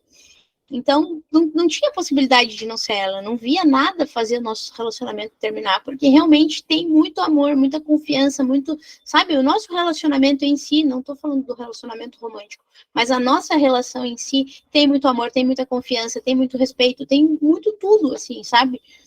Cumplicidade, honestidade, verdade, sinceridade, lealdade, enfim, tudo. E a gente nunca brigou, a gente já teve uns momentos que a gente se desentendeu, que eu cutuquei na ferida dela, ela cutucou na minha, mas a gente nunca se xingou por causa disso, a gente nunca brigou por causa disso, a gente já se desentendeu, de estar, tipo assim, tô com raiva, é claro que eu vou falar mais ríspida, mas de se xingar a gente nunca se xingou. Então, sempre houve respeito, apesar das dores, apesar de tudo. Então, não tinha como esse relacionamento terminar. E aí entramos nesse processo de conhecer o reino de Deus, aí eu não entrava na minha cabeça por que não podia, né? E aí também, poxa, é fruto de bloqueio emocional. Como que Deus vai me punir, me proibir de entrar no reino dos céus, por exemplo, se eu tô... É um relacionamento de Deus, tipo assim, Deus sempre esteve presente dentro do nosso relacionamento, sabe? A gente ora, a gente sempre, começou a orar nas refeições, a gente sempre falava em Deus, a gente teve QGR, muita coisa, sempre teve Deus presente no nosso relacionamento. Então não tinha como não ser de Deus, né? E tudo acontecer e fluir no nosso relacionamento sempre foi de Deus. Então eu não entendia como que eu tinha que abrir mão disso para entrar no reino, por exemplo. Mas começou a bater forte essa questão do reino, né? E aí eu comecei a ver os meus resultados financeiros, que era a única coisa que travava na minha vida, né? Aí, passado esses tempos todos aí, depois que eu endireitei o relacionamento, a única coisa que eu tinha travado era o financeiro. Porque de saúde eu sempre fui de boa com a saúde, apesar de ter um sobrepeso e tal, por causa das feridas emocionais que eu não sabia que eu tinha. Mas apesar do sobrepeso, eu sempre fui ativa, por mais que eu tivesse meus momentos sedentários, se eu tiver que subir um morro, eu subo, entendeu? Eu gosto de fazer trilha, gosto de esporte radical. Então, de saúde eu não tinha nenhum problema, o relacionamento estava perfeito, só faltava o financeiro. Até que a gente teve veio essa pessoa e trouxe essa clareza de que era um bloqueio emocional que eu tinha. Que a homossexualidade era um bloqueio. Ela não falou isso com essas palavras, mas ela se fez entender. E quando ela falou isso, eu comecei a pensar, porque aquilo, até então, eu acreditava que era parte da minha essência. Eu acreditava que ser menino, né, era parte da minha essência. E eu me olhava no espelho e eu não me enxergava um menino. Tampouco me enxergava um homem. Mas eu também não me enxergava mulher. Eu olhava no espelho e eu não sabia quem eu era. Eu olhava que eu era um ser humano. E algumas vezes eu comentei isso com a Chay. Sabe, eu me olho no espelho, não me vejo mulher. Mas também não me vejo homem. Eu vejo que eu sou um ser humano. E eu falava isso pra ela. Apesar desse negócio meio que inculcar, eu fingia que eu não via aquilo que estava inculcado ali e comentava assim, meio que natural. E aí isso aí começou a ficar mais forte, né? Isso aí já no ano passado, 2022. E aí a gente começou nessa cura do feminino, né? Esse reencontro com o feminino. Eu comecei nesse reencontro com o feminino. E aí também no nosso relacionamento, por ter essa abertura, quando tinha alguma questão, vinha a Chay, ela tem sonhos proféticos, então ela sonhava alguma coisa, ela vinha conversar, e tava esse looping aberto, né, que a mulher tinha dito para nós, que nós não seríamos um casal, que a gente estava para casar, e ela falou, não, vocês não vão casar. E o que não vamos casar? Então começou a ficar isso, né, do nosso relacionamento, aí os ambientes onde a gente estava, né, a gente começou a perceber o que as pessoas estavam dizendo, a gente começou a ler a Bíblia mais nessa questão desse sentido, para ver onde que estava escrito isso, né, e buscar entender por que isso. Enfim, e aí acabou que eu decidi olhar para essas dores aí, eu fiz constelação familiar, que me ajudou muito, muito, muito, muito, muito. Sabe, a constelação mais marcante na minha vida foi quando a Chay me representou. Né? Na verdade, tinha uma pessoa que me representou e a Chay representou o meu feminino. E quando uma mulher lá na constelação, eu não sei se vocês sabem o que é constelação, mas depois eu posso abrir para a Chay explicar para quem não sabe. Mas é uma situação, uma dinâmica com várias pessoas, onde você traz uma questão e as pessoas meio que sentem a energia das pessoas envolvidas ali e elas têm vontades de falar alguma coisa, de fazer alguma coisa, e uma dessas mulheres quis passar um batom nessa minha parte feminina, que estava sendo representada pela Chay. Quando a mulher foi passar o batom na Chay, a Chay sentiu, ela falou assim, e ela é toda feminina, sempre usou batom e tal. Quando a mulher foi passar nela, ela tinha a sensação de estar sendo uma palhaça, de estar sendo pintada por uma... Sabe que ela... De ser realmente uma... Sabe palhaço que pinta a boca toda de vermelho, assim, fica... E aí ela tinha essa sensação. Quando ela compartilhou isso, eu falei, mas é exatamente a sensação que eu tenho, né? Por isso que eu nunca gostei de maquiagem, de batom e dessas coisas, porque eu me sentia uma palhaça, eu me sentia um alienígena. E aí tudo ali foi muito importante, foi uma virada de chave muito importante. E aí eu comecei a olhar para as dores, eu comecei a olhar pelos porquês disso tudo acontecer, e eu comecei a dar passos. Aí eu marquei uma palestra, que foi, eu mostrei os slides para vocês, foi a primeira palestra onde eu decidi que eu ia entrar como vestido de mulher. Então, foi a primeira vez que eu passei batom, foi a primeira vez que eu fiz uma maquiagem completa, na verdade, que eu arrumei o cabelo, que eu botei uma roupa feminina, que nem era tão feminina assim, mas para mim foi o auge da feminilidade, aquela roupa. Então, eu saí completamente de um papel e fui para o outro. Só que chegou num tempo desse processo todo, que isso aí foi em agosto do ano passado, essa palestra, que eu botei essa roupa feminina pela primeira vez, até as pessoas que estavam na palestra que me conheciam ficaram impressionadas, né, porque nunca imaginaram eu, que era aquele gurizinho, chegar lá com batom e maquiagem, base, e olho pintado, e roupa feminina, né, as pessoas não imaginavam isso. E nem eu, na verdade, eu era mais impressionada com tudo, na real. Aí eu fiz essa entrada impactante aí no meu evento, só que passou um tempo, gerou uma frustração esse evento, porque eu queria que fosse 90 pessoas, aí eu não vendi todos os ingressos, vendi só 30, e no dia lá foi pouco mais da metade das pessoas lá, que caiu uma chuva, e sei lá eu por quais os motivos, não foram todos os participantes que tinham comprado ingresso, então foi uma frustração, e aquela frustração me levou para uma caverna, né, foi onde eu fui entender melhor sobre as emoções, enfim. E aí o que acontece? Depois desse passado esse momento de caverna pela frustração, eu entendi que eu estava sabotando o processo. Por quê? Porque eu não queria olhar para a dor, porque eu não queria abrir mão do meu relacionamento. Eu não queria olhar para isso, né? Eu queria me curar da dor, mas eu não queria olhar para a dor que seria terminar o meu relacionamento. A gente decidiu, aí na época a gente tinha, não sei o que tinha acontecido, que a gente não casou. Aí esse ano, em março agora, dia 8 de março, a gente ia casar. Já estava marcado no cartório, a gente já tinha feito tudo, já estava tudo certo para a gente casar no cartório. E aí a gente o Espírito Santo começou a nos incomodar, tanto nela quanto em mim. E aí a gente sempre teve essa abertura muito grande, a gente sempre conversou muito, e aí a gente conversava sobre isso. E conforme a gente ia conversando, a gente ia tendo clareza daquele sentimento. E clareza de que não era isso que a gente tinha que fazer. Porque a gente estava com algo marcado, estava pensando naquele algo, mas tinha alguma coisa dentro da gente dizendo que não era aquilo. E aí conversamos, até que a gente decidiu não casar. Aí a gente cancelou o casamento.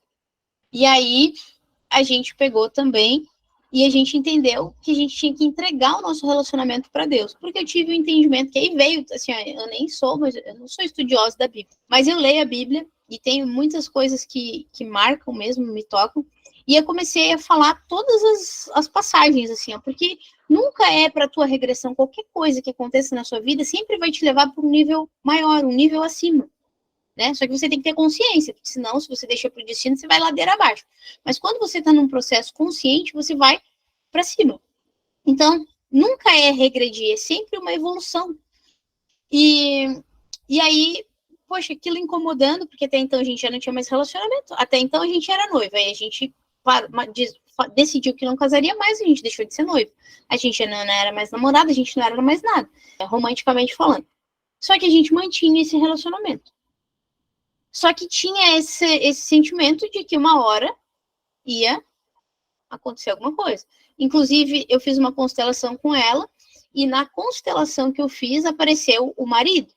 E aí eu olhei para aquilo, e aí no que eu olhei, não foi com pessoas, foi uma constelação individual, com bonequinhos, e aí eu olhei que, né, ia ter um marido e tal, né, enfim, não dá para explicar muito aqui, mas eu tive esse entendimento.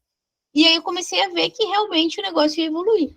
E a gente entregou o nosso relacionamento para Deus. A gente pensou assim, eu tive um momento meu, depois a gente conversou, ela teve o momento dela, e aí teve um momento em que nós duas fomos juntas e entregamos para Deus. A nossa sala para conversar com Deus, a minha sala é a praia, né? Aí eu moro em Balneário Camboriú, aqui pertinho da praia, na praia, na verdade, né? E aí, caminhando à noite, eu fui lá conversar com Deus e eu falei, Deus, eu entrego, porque eu sei que o Senhor botou ela na minha vida. E não é para que ela saia da minha vida, mas a gente entendeu que a gente estava ocupando os papéis errados na vida uma da outra, né? Uma vez umas noites anteriores a essa decisão que eu tomei, ela me falou isso, porque nós estamos ocupando o papel errado na vida uma da outra. E aí me trouxe uma clareza maior. Beleza. Aí eu internalizei aquilo. E aí nesse dia, conversando com Deus, eu entendi, Senhor, eu entrego toda a minha vida para ti, guia os meus caminhos, né? Eu quero a tua presença na minha vida. Então, se o Senhor está mandando eu entregar, eu entrego, porque eu sei que o que vai vir depois vai ser maior do que eu tenho hoje. Então, não adianta me apegar em algo que eu tenho hoje, porque se eu me apego no que eu tenho hoje, eu vou deixar de viver o sobrenatural, eu vou deixar de viver com a presença de Deus, eu vou deixar de viver o favor de Deus, eu vou deixar de viver as coisas boas que eu tenho para viver, porque eu estou apegada num medo. E mesmo que eu fique apegada nisso, a minha vida vai ser tão trancada, tão travada, que de um jeito ou de outro, uma hora ou outra vai terminar. Então, eu preferi soltar, e eu entreguei nas mãos dele. Depois, eu conversei sobre isso com ela, e aí, ela teve um momento dela também de processamento, porque imagina, é um relacionamento, é um amor realmente mútuo, não é eu a amo e não é correspondido, não, o negócio é mútuo. E aí, o que aconteceu?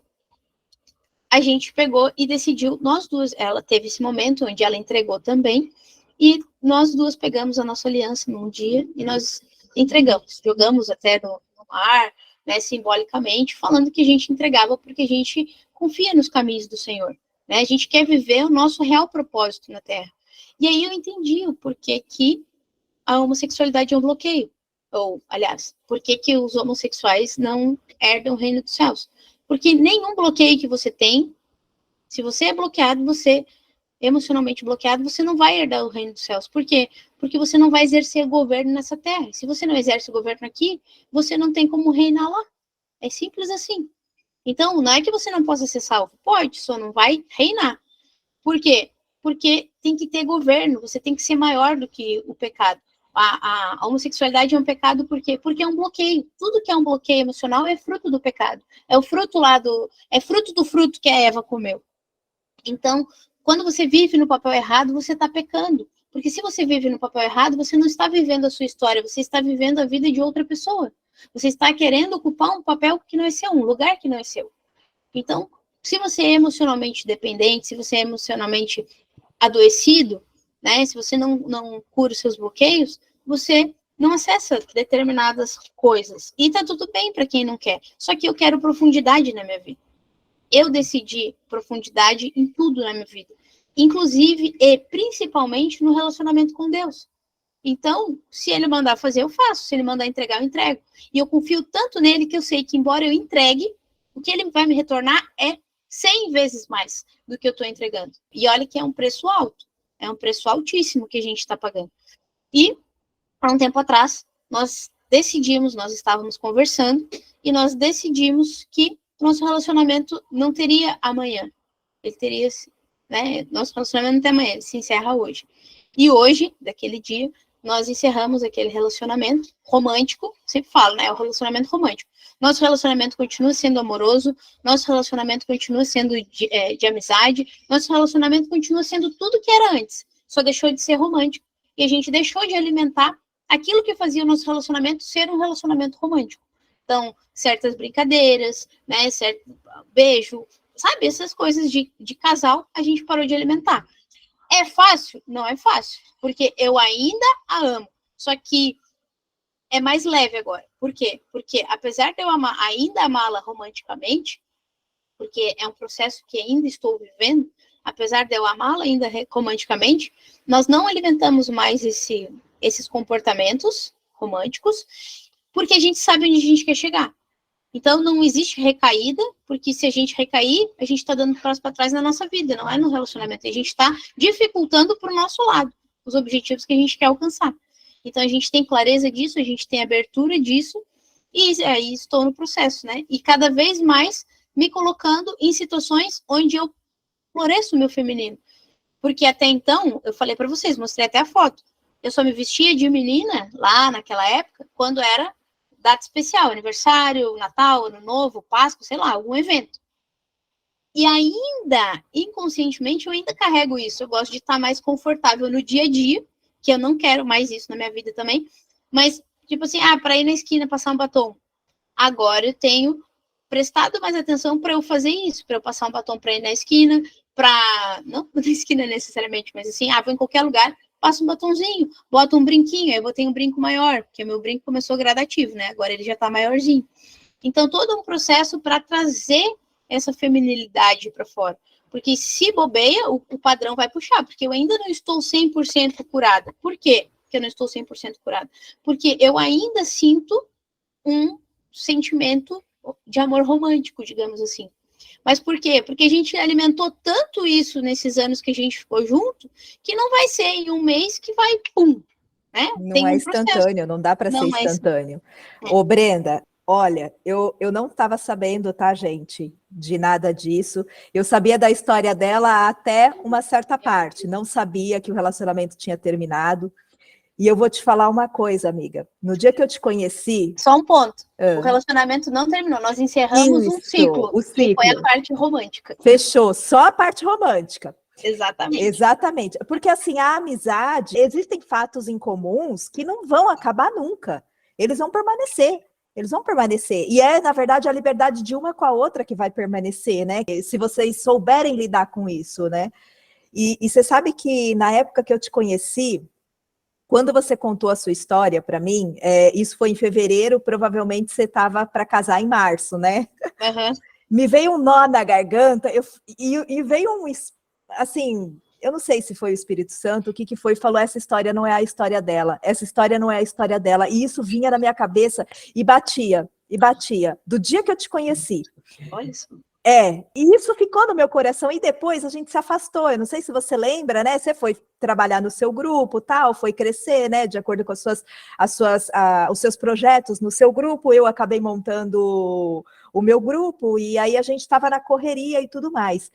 E Deus é tão bom, que você viu que ele voltou com todo esse projeto numa coisa totalmente diferente, a conexão. Foi muito louco essa sensação. A sensação era uma certeza da história tão grande que não dá para explicar, é o que você falou. Quando você recebe isso e você obedece, né? Porque, na verdade, você podia simplesmente deixar isso tudo de lado, colocar uma pedra e falar, não, nisso daqui eu não vou mexer, para que eu vou mexer? Tá tão bom do jeito que tá meu relacionamento, não é? E eu lembro que você falava, é muito bem resolvido e tudo mais, né? Muito bem estruturado. Então, poxa, não tem o que mexer. E o Espírito Santo, ele é tão maravilhoso que ele faz isso. Mas o mais impressionante de tudo isso é o quê? O livre-arbítrio de quem que foi? Foi nosso, né? Foi de vocês duas, entendeu? Se vocês duas, uma das partes não quisesse, uma das partes convencesse a outra ou qualquer outra coisa, nada dessa transformação ela ocorreria, né? Nada dessa clareza do governo ocorreria. Então isso eu acho assim fascinante. Eu acho fascinante. E eu tô aqui emocionada com a história porque eu não estava sabendo de nada desse desfecho e me veio uma sensação de não é paz que eu posso, eu não sei te explicar a sensação, mas é uma sensação assim, é como se fluísse um rio Alívio. de águas vivas, é algo assim. Alívio. É muito louco, mas é maravilhoso, e me veio essa lembrança daquele sentimento lá atrás e do sentimento de agora, sabe? Muito, muito bacana, e obrigada por compartilhar mais uma vez, viu? E tem que ser compartilhado, que ontem eu estava conversando, não me lembro com quem, e a pessoa, uma mulher que eu conheci, que aí eu contei um pouco da história, ela falou, eu nunca vi isso acontecer, uma pessoa que se vestia de homem, né, e eu falei para ela, eu também não, eu fui a primeira que eu conheço, e assim, porque eu estive disposta, e uma das coisas, assim, é que a palavra, eu sempre fico atenta às palavras que mais se repetem na minha cabeça, ou no meu dia a dia, assim, que é a palavra profundidade. Eu não, na outra live lá que nós fizemos, né, na outra aula, eu falei muito sobre profundidade também. E assim, eu não quero nada raso na minha vida. Eu não sou uma pessoa rasa. E se eu não largasse esse relacionamento, se eu não tivesse a coragem, eu e a Chay, né, de largar isso, a gente nunca ia ter um relacionamento realmente profundo com Deus. Por mais que já fosse profundo, pode ir muito mais profundo, que num nível que a gente não tem nem noção. Então, a gente queria essa profundidade, a gente buscou isso. E aquilo, tudo que você investe dá ROI. E é um preço tão alto que a gente está pagando, porque assim, ó, é um dos preços mais caros que eu já paguei na minha vida, né? Porque eu paguei um preço do meu filho falecer, mas não foi uma escolha minha. Eu não tinha como interferir naquilo dali. Então não foi um preço, eu paguei uma consequência, enfim, mas não de uma escolha. Então, é o primeiro preço que eu decidi pagar, um dos preços que eu decidi pagar na vida, mas foi o mais caro de todos. Então, o ROI que isso vai dar é absurdamente gigante. E isso eu tenho certeza. Porque é um preço tão alto, porque, cara, não é fácil. Sabe, os 4 anos, 4 anos e pouco, né? Que a gente estava junto, alimentando todos os dias, várias vezes por dia, o nosso amor. Era na brincadeirinha, era, sabe, em pequenas coisas, em pequenas... Porque é isso que faz o relacionamento ser vivo, a forma que você alimenta ele, né? Aquilo que você alimenta. E aí a gente decidiu cortar. E assim, quando a gente decidiu encerrar o ciclo, a gente teve a nossa despedida e a gente encerrou o ciclo, porque a partir do momento daquele dia, né, que foi o nosso dia da nossa despedida, a partir do momento que a gente abriu o olho no outro dia, o ciclo já estava encerrado. E nada faz voltar. Isso é muito grandioso. É algo assim surreal. O que vocês estão mandando para o mundo espiritual é uma explosão. É literalmente uma explosão. E, enfim, agora temos que aguardar as cenas dos próximos capítulos. Verdade. É para vocês verem como o conhecimento da palavra é grandioso. Quantas pessoas não estão sendo perdidas por falta desse conhecimento? Eu, como eu nasci no lar evangélico, eu tive a oportunidade de ter um pouquinho, né? Saber, porque convivi, ouvindo, indo aquele caminho. Mas quem nunca ouviu, todo mundo está perdido. E não só assim, o conhecimento da palavra para entrar. Só que o conhecimento que eu tinha da palavra antes, ele era muito duro.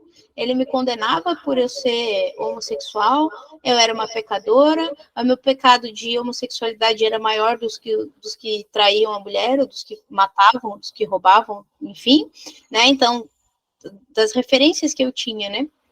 Então, o que acontece? E não tinha uma explicação. E eu precisei passar por tudo isso para entender a explicação, porque ninguém soube me dizer, nunca na minha vida eu encontrei com alguém que soube me dizer o porquê que eu não posso reinar, ou o porquê que é errado, ou o porquê que isso está acontecendo na minha vida, o porquê que eu fui escolhida então para ser assim, porque até então eu estava achando que eu era escolhida para ser homossexual, porque Deus sempre esteve presente na minha vida, apesar de eu ter uma imagem muito distorcida de quem era Deus antigamente, porque era aquele Deus que não mata, mas castiga, e Deus não castiga porcaria nenhuma, porque tudo, o castigo é a consequência das escolhas que você faz, não existe castigo de Deus, Deus só perdoa, Deus é amor para você. E ele investiu o filho dele para que você olhe e diga assim, poxa, Deus não se importa com nada que eu faço, que ele matou até o filho dele para que eu tivesse um relacionamento com ele. Então Deus não está nem aí para minha homossexualidade.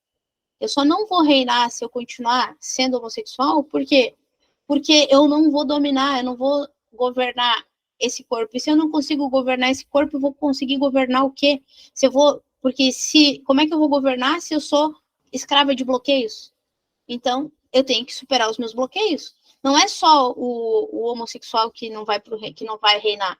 Quem não vai reinar é quem se apega na dor, se apega nos bloqueios, se apega naquilo que aconteceu de ruim na sua vida e não vive o que nasceu para viver. E eu não abro mão de nascer e de fazer a história que Deus escreveu para mim, que Deus planejou para mim, porque ele não escreveu nada, ele planejou. Agora, cabe a mim seguir essa história ou não. E essa sua história vai mudar e transformar muitas vidas. Você não tem noção. Pessoal, espalhem nos grupos essa live, hein? Eu já vou terminando aqui, eu vou subir ela, porque, olha, isso daqui... Gente, eu esperava qualquer coisa, menos isso. Dessa live, ó... É tipo assim, sabe quando Deus fecha o negócio com chave de ouro? Ele fala assim, não é possível. Ó, o livro desse mês, para as pessoas escreverem, é Eu Te Amo. Você quer maior prova de amor do que as duas estão fazendo, abrindo mão do amor delas? Sabe? É surreal, gente. É lindo demais. É sem Quando eu falo, assim, algumas coisas caem, assim, né? Algumas fichas, então... Real oficial. É real oficial. Gente, não deixa de então entrar tá. no grupo da Brenda também, tá? Porque, assim, as atividades dela são muito ricas para você destravar em N coisas, sabe? De tudo que Sim. nós estamos aprendendo. Então, acho que isso é muito bacana. Não deixa de entrar e participar, porque a Brenda também faz muitas atividades. Você passou 21 dias, né, Brenda, fazendo atividades com o pessoal. E quando eu faço o desafio, cada um que manda, que é tudo desafio em vídeo, né? Que é pro povo destravar mesmo. E cada um que manda, às vezes não dá para responder no mesmo dia, mas eu respondo cada um. E se manda 10 partes de vídeo, eu respondo cada uma das 10 partes. Então, tudo eu respondo, trago um esclarecimento, uma clareza, então eu estou sempre envolvida e comprometida em trazer respostas, né? E já fica o convite, vocês olhem aí meu nome, como é que escreve, no Instagram e no YouTube. No YouTube tem muita aula lá para vocês destravarem, entender como que a mente, como que o corpo de vocês revela o funcionamento da sua mente, as verdades por trás dos problemas que você tem. Então, vale a pena acompanhar esse conteúdo, porque, como vocês sabem, ele é tão profundo quanto eu. Exatamente. É isso aí. Eu só queria agradecer pela coragem, né? A Bíblia fala que os tímidos não herdarão o reino de Deus. Então, parabéns, porque não é todo mundo que tem essa coragem de vir e compartilhar essa história. E dizer também assim, né? Eu tudo posso em Cristo que me fortalece. Eu acho que esses 2 versículos caem muito bem, assim, para a história de vocês duas. Então, parabéns mesmo, tá? Que Deus fortaleça vocês, que dê força para vocês aí continuarem firme. E aquilo, né? Quando a gente sabe exatamente de onde a gente tem uma raiz, a gente sabe de onde a gente veio e sabe onde a gente quer chegar, a gente tem uma clareza, eu acho que é mais fácil da gente trilhar um novo caminho. Então, só queria compartilhar mesmo, agradecer de coração, porque eu aprendi muito. Eu entrei já super atrasada, mas eu aprendi demais. Muito obrigada, viu, por compartilhar a história de vocês. Valeu muito. Você não chegou atrasada, nem antes nem depois, no tempo certo de Deus. Você veio pegar a porção que você precisava. Então, você não está atrasada, não. Ai, que bonitinho. É uma coisa que eu quero dizer. Não foi fácil atravessar. Não foi fácil. Foi muito desafiador atravessar tudo isso, passar por tudo isso, olhar por toda essa dor. Só que, como a Brenda falou, quando a gente sabe para onde a gente quer ir, quando a gente realmente entende qual é o nosso lugar, para onde a gente quer ir, qual o objetivo, fica claro. Aí a gente consegue visualizar o que a gente quer. Só que quando a gente não tem esse objetivo claro, a gente não tem desenhado isso dentro da gente, a gente vai para vários caminhos. E para quem não sabe onde quer ir, qualquer caminho serve. Então, na vida, se tu pega qualquer caminho, é porque tu tá fora do teu lugar, é porque tu tá desconectado com o amor de Deus, é porque tu tá desconectado com o amor dos teus pais. E esse processo todo que a gente viveu não está reverberando só em mim e na Brenda. Está reverberando em mim, nos meus pais, em todo o meu sistema, nos meus filhos, porque eu também tenho 2 filhos. Então, tá também reverberando no sistema todo da Brenda e com certeza vai reverberar em muitos outros sistemas. Porque aqui, nós estamos em 10 pessoas aqui. Quantos sistemas isso vai reverberar? Essa história, essa cura vai reverberar. Então, é como tu disse antes, Karina, lá no mundo espiritual está acontecendo tanta mudança, que a mudança que está acontecendo aqui, ela é pouquinho, olha, ela é um grão De mostarda. De mostarda, exatamente. A comparação que está acontecendo lá em cima. Exato. Porque todas as bênçãos, elas vêm de Deus, não do homem. E assim, ó, o que a gente tem para receber é extraordinário. Só que quando tu quer receber algo, primeiro tu tem que saber que tem um preço a se pagar por aquilo ali. A vida é um movimento. Tu tem que se movimentar para alcançar as coisas. E esse processo que a gente está passando, Ele fez a gente movimentar muita coisa dentro da gente, internamente, externamente também, e nós sabemos que muitas coisas ainda vão acontecer, né? Muitas transformações ainda vão acontecer, porque até o dia que o último suspiro ali, mudanças serão feitas na nossa vida, de todo ser humano. Só que quando tu decide realmente olhar para a transformação, encarar isso de frente, teu mundo todo muda. Tua vida inteira se transforma. E assim, ó, é uma mudança, como eu e a Brenda sempre falamos uma para outra, é uma mudança que vale a pena. Porque quando tu investe em Deus, Ele também investe em você. É a verdadeira, né, renúncia a si mesmo para seguir o caminho do Senhor, né? Isso é o verdadeiro sentido dessa palavra vivida, né? Essa palavra vivida. Na prática. Gente, vocês já pensaram o quantas pessoas, quantas almas pode ser atingida e pode alcançar o reino dos céus através dessa história de vocês? É verdade. Essa Eu história não tinha pode ficar pensado quieta, no gente. reino, eu não tinha pensado, não. Sim. Mas só pelo que você falou ali, Brenda, ó, que através disso vocês não alcançariam, quantas pessoas não vão alcançar? E talvez quantas irão alcançar conhecendo essa história e sabendo, poxa, eu também posso. É possível, se vocês conseguiram, quantas pessoas podem conseguir, né? É verdade. É uma história que não pode estar calada, gente. Não. É uma história que precisa ser conhecida. Isso aí é algo que precisa ser conhecido. Isso. E isso faz parte da gente empurrar. Às vezes, o que acontece? A gente tem uma grande história dessa, só que ela para, entendeu? O portal lá do Juntos Somos Mais Fortes, ele é para isso, sabe, gente? Ele é para pegar essas histórias de todos nós temos uma. A da Brenda, e a da Chay, né? Ela é algo que ela vai transformar o mundo espiritual de uma forma de quebrar cadeias, entende? Mas a gente não pode deixar essa história parada. É pegar esse link para a gente poder disparar nos grupos, disparar para o pessoal, porque eu acho que isso daqui não pode ficar preso só na gente, sabe? Não pode ficar aqui, não pode parar aqui. E isso compete a nós, porque eu acho que o mais difícil elas fizeram, né? E Deus já criou toda essa ambiência. Abrir o coração e tomar essa atitude, né? E ainda abrir o coração de contar para nós, nossa. Exato, porque ela poderia ter parado ali, na vida dela ali, ó, naquela história, e pronto. Ninguém ia saber de nada, ninguém não teria, já era uma história fantástica. Já era uma história sensacional, não precisava de mais. Agora está na hora da gente fazer a nossa parte. Uma coisa que eu aprendi com o Pablo é o transbordar. Porque o que é o transbordar? É você estar cheio de algo e você passar. Então, quantas vezes na tua vida tu estava cheio de raiva, cheio de tristeza, cheio de decepções e transbordou isso na vida de alguém, né? Quantas vidas você já machucou?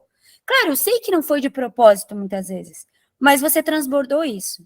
Então, transborde verdadeiramente o espírito que está dentro de ti, que é o Espírito de Deus, que é esse espírito da libertação.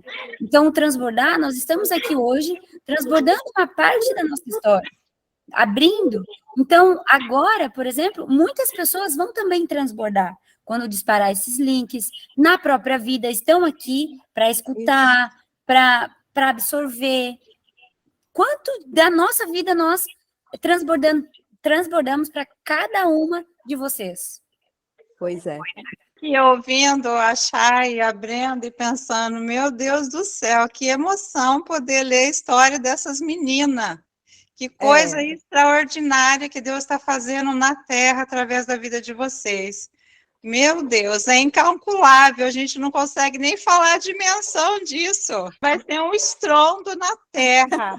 Eu amo promover as pessoas, porque quando a gente se apaixona pelo Espírito Santo e pela palavra, igual essas meninas, a gente sacrifica tudo, gente. E ela sacrifica. E eu vou falar uma coisa, essas meninas deixou coisas boas para trás, não é porcaria, não é lixo, não.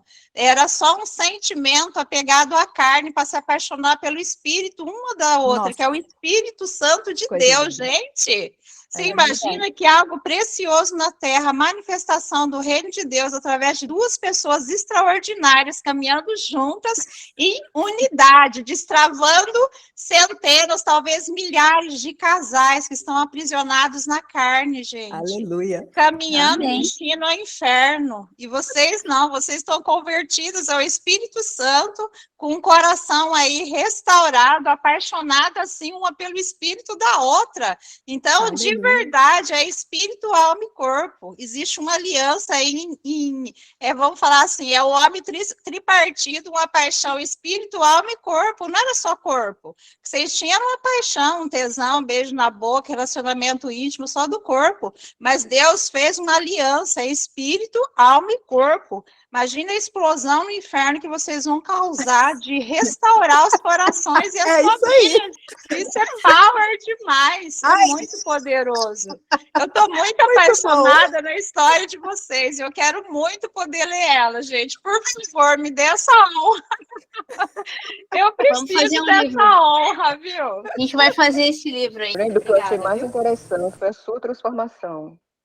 Eu vi um testemunho também de um rapaz, foi o contrário. Ele colocou salto alto, estava até para fazer implante e tudo, e de última hora ele sentiu que não era, e ele aos poucos está voltando. Então, a transformação do que você queria ser, né, para que Deus revelou, é poderoso demais.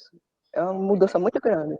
Que Deus continue vocês duas firmes na fé. Amém. Quero agradecer vocês pelo envolvimento, né? Conectadas nós já estávamos, mas agora nós nos envolvemos e aprofundamos aqui um relacionamento. Quero agradecer vocês por estarem aqui até agora. Foi um momento para mim de muita qualidade. Foi um prazer poder compartilhar a minha história, eu que já nem gosto de falar, né? E falar tudo que eu contei para vocês fez eu acessar coisas da minha história que eu não lembrava, né, lá do passado, coisas que fazem sentido hoje, algumas fichas aqui caíram também, e principalmente compartilhar, porque para mim realmente é uma vitória, sabe? A recompensa está sendo essa, né? A recompensa de conseguir entregar, a recompensa de largar realmente nas mãos de Deus, a recompensa de tudo que a gente está vivendo, que a gente começou a viver a partir de então, e esse momento que a gente está vivendo aqui. Realmente, isso aqui, ouvir vocês falarem isso, né, dá ainda mais certeza, é Deus falando através de vocês, né, dando ainda mais, confirmando ainda mais de que a gente fez o certo e de que isso não é nem sombra daquilo que é de vir. Então, o futuro, se o presente já é sensacional, o futuro é mais do que sensacional. E isso, para vocês, meninas, não é só um bloqueio de homossexualidade. Para a Valquíria que falou que os tímidos não herdarão o reino dos céus. Mas por que o tímido não herda? Por causa da mesma coisa dos homossexuais. É bloqueado. Porque a timidez é um bloqueio também. Qualquer bloqueio que você tenha é capaz de você curar. Só depende o quão profundo você quer ir. E lembre-se, né, que se você quer realmente algo profundo, tudo depende do primeiro passo. Você não vai dar um primeiro passo hoje no mar ali, você não vai entrar direto já a 800 quilômetros de fundura. Não, você vai botar um pezinho, depois você vai dar um passo. É gradativo, mas é infinitamente, né? Isso aí é gradativo, mas é infinito. Então, nunca deixe o medo ou a historinha que a sua mente conta ser maior do que você. Né? Você pode vencer todas as dores, você já venceu todas as dores, na verdade, você só precisa ter coragem de olhar para elas. Se vocês querem olhar através da constelação familiar, vocês entrem em contato com a Chay. Se vocês querem olhar através da análise corporal, através do meu conhecimento sobre a vida, entrem em contato comigo, porque além no canal do YouTube tem um monte de vídeo, no Instagram tem o grupo do WhatsApp, o grupo Respostas, e você pode sempre aprofundar. Vamos vencer os bloqueios, não precisa ter medo de nada. O verdadeiro amor lança fora todo medo. Não importa onde você estiver. Tem uma frase que eu e a Chay a gente tem tatuado, que, não dá para ver aqui, mas que diz: enquanto minha consciência existir. Porque a consciência nunca morre. O corpo pode até morrer, mas a sua consciência não vai morrer. Ela só vai se expandir cada vez mais. Cada vez mais você vai acessar um novo nível. Então, não perca a oportunidade de fazer nessa vida o que é preciso ser feito nessa vida, para você viver realmente o extraordinário. Depois que passar essa chance, essa experiência terrena, vai saber o que tem lá na frente. Então, se a consciência ela nunca morre, ela se expande cada vez mais, acelere a expansão da sua consciência, principalmente acerca de quem você é, dos seus bloqueios, das suas dores, e seja você o adulto que a sua criança não teve. Com certeza a sua vida vai ter muito mais sentido, e Deus está com você, independente de onde você estiver, independente do plano dimensional, espiritual, carnal, não importa, Deus sempre estará com você, enquanto sua consciência existir. Então não tenha medo e mergulhe profundamente, o mais fundo que você puder, nos seus bloqueios, e vença tudo isso que está enraizado em você, que está te impedindo de viver o extraordinário de Deus nessa existência aqui na Terra.